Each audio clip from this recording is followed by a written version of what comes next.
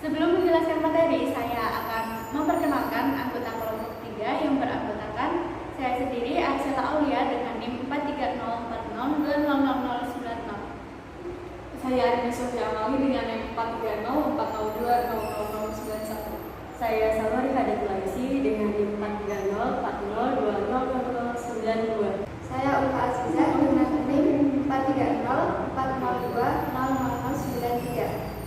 Saya Dewi Agustani dengan NIM 43040200083. Happy for watching. Materi yang pertama yaitu biografi Hans J. Eising.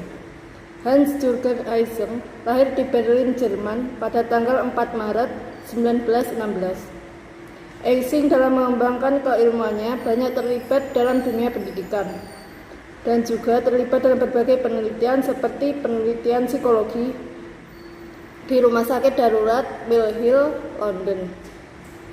Eising meninggal di London pada tanggal 4 September 1997.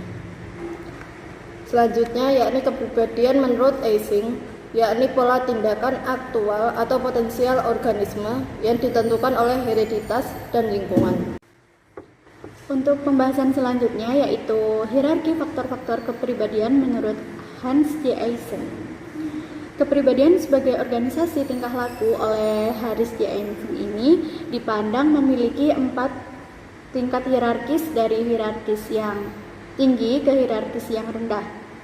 Yang pertama yaitu ada tipe. Tipe itu merupakan kumpulan dari trait yang mewadahi kombinasi trait dalam suatu dimensi yang luas.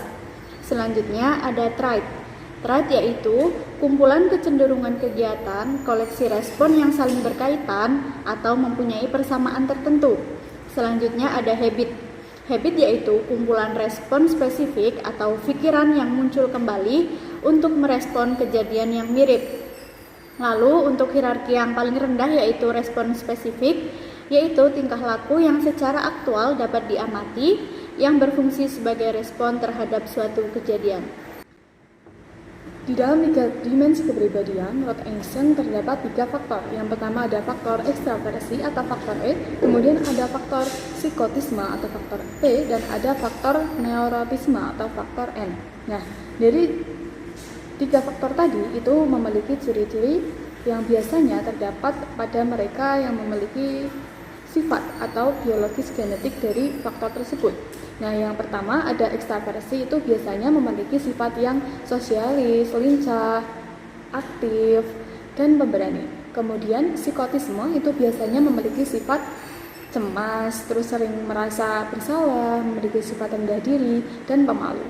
Kemudian neurotisme itu biasanya memiliki sifat yang agresif, dingin, kemudian dia juga biasanya orangnya kreatif dan keras hati. Dinamika kepribadian menurut Eising. Dinamika kepribadian ini mempelajari interaksi antar struktur dari kepribadian tertentu dengan menggunakan metode analisis faktor. Eising berhasil mengidentifikasi 3 dimensi dasar kepribadian, yaitu ekstraversi, neurotisme, dan psikotisme. Pada prinsipnya, setiap orang dapat ditempatkan dalam ruang 3 dimensional, tetapi dalam tingkatan yang berbeda. Yang pertama ada ekstraversi dan intraversi, yang kedua ada neurotisme dan stabilitas emosi, yang ketiga ada psikotisme dan kontrol impuls. Nah, istilah ekstraversi introversi ini dipakai awal mulanya oleh Jung. Ekstraversi ini adalah orang yang pandangannya objektif dan tidak pribadi. Sedangkan introversi yaitu orang yang pandangannya subjektif dan individualis. Contohnya tidak sosial, pendiam, pasif, dan lain sebagainya. Penyebab utama perbedaan ini adalah faktor keturunan. Selanjutnya adalah neurotisme. Neurotisme stability itu memiliki komponen hereditas yang kuat, seperti misalnya kecemasan, histeria, dan obsesif kompulsif.